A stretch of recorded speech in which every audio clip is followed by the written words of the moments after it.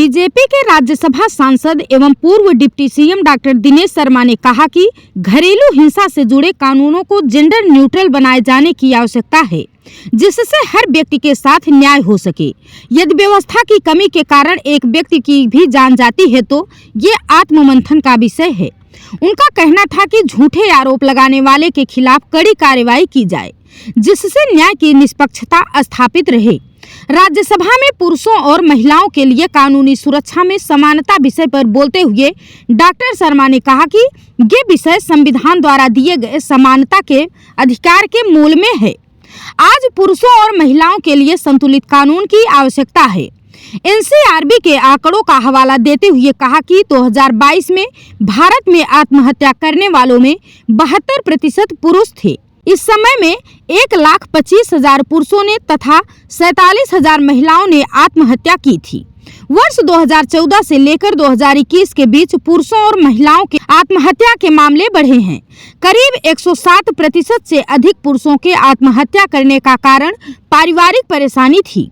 देश के मौजूदा कानूनों ने महिलाओं को घरेलू हिंसा और शोषण से सुरक्षा दी है। ये प्रशंसनीय और स्वागत योग्य है। महिला उत्पीड़न कतई नहीं होना चाहिए। समाज में पुरुषों का भी एक वर्ग ऐसी ही चुनौतियों का सामना कर रहा है और उनके लिए ऐसे कानून का अभाव है। उनका कहना था कि बिहार के अतुल सुभाष की आत्महत्या से ये विषय फिर चर्चा में आया है। बंगलुरु में कार्यरत अतुल सुभाष का कहना था कि उन्हें उत्पीड़न के झूठे आरोप लगाकर फंसाया गया था। इससे परेशान होकर उन्होंने आत्महत्या कर ली थी। इसी प्रकार के तमाम अन्य प्रकरणों में निर्दोष व्यक्तियों के और उनके रिश्तेदारों के विरुद्ध झूठी रिपोर्ट लिख देने के विषय सामने आए हैं।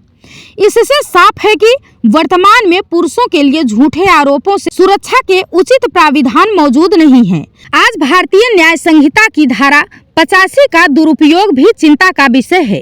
डॉक्टर शर्मा का कहना था कि इन परिस्थितियों के संदर्भ में घरेलू हिंसा कानूनों को जेंडर न्यूट्रल बनाना आवश्यक हो गया है। महिला का उत्पीड़न किसी कीमत पर ना हो, ये सुनिश्चित हो, लेकिन किसी निर्दोष पुरुष या उसके रिश्तेदार को झूठे आरोपों में न फंसाया जा सके, इसकी चिंता भी आवश्यक है। डॉक्टर शर्मा सोमवार को राज्यसभा की 0 आवर में उपरोक्त विचार व्यक्त कर रहे थे। मैं आज एक ऐसे मुद्दे पर बोलने के लिए खड़ा हूं जो हमारे संविधान द्वारा दिए गए समानता के वादे के मूल में है। पुरुषों और महिलाओं दोनों के लिए संतुलित कानूनी सुरक्षा की जरूरत है। राष्ट्रीय अपराध रिकॉर्ड ब्यूरो एनसीआरबी के अनुसार वर्ष 2022 में भारत में आत्महत्या करने वालों में 72% पुरुष थे, जिसमें 1,25,000 से अधिक पुरुषों ने अपनी जान दे दी, जबकि महिलाओं की संख्या लगभग 47,000 थी। वर्ष 2014 से 2021 के बीच पुरुषों और महिलाओं के आत्महत्या के अनुपात में काफ़ी वृद्धि हुई और इस दौरान 107.5% अधिक पुरुषों ने पारिवारिक समस्याओं को आत्महत्या का कारण बताया।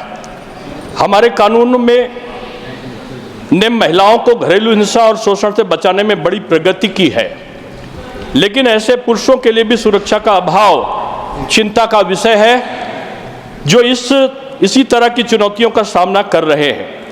हाल में ही बिहार के निवासी अतुल सुभाष के मामले ने इस समस्या को उजागर किया है। अतुल सुभाष बंगलौर में काम करते थे। आरोप उन्होंने यह लगाया कि उन्हें उनकी पत्नी द्वारा उत्पीड़न के झूठे आरोप में फंसाया गया, जिससे दुखद रूप में उन्होंने अपनी जान दे दी। यह घटना इस बात पर रोशनी डालती है कि झूठे आरोपों का सामना करने वाले पुरुषों के लिए पर्याप्त कानूनी और भावात्मक समर्थन नहीं है।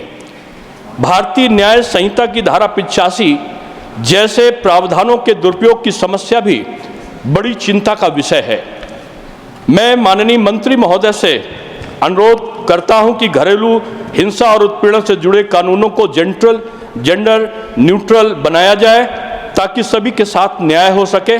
अगर सिस्टम की कमी के कारण एक भी व्यक्ति अपनी जान दे देता है तो यह हमारे लिए आत्ममंथन का समय है। झूठे आरोप लगाने वालों पर सख्त कार्रवाई होनी चाहिए।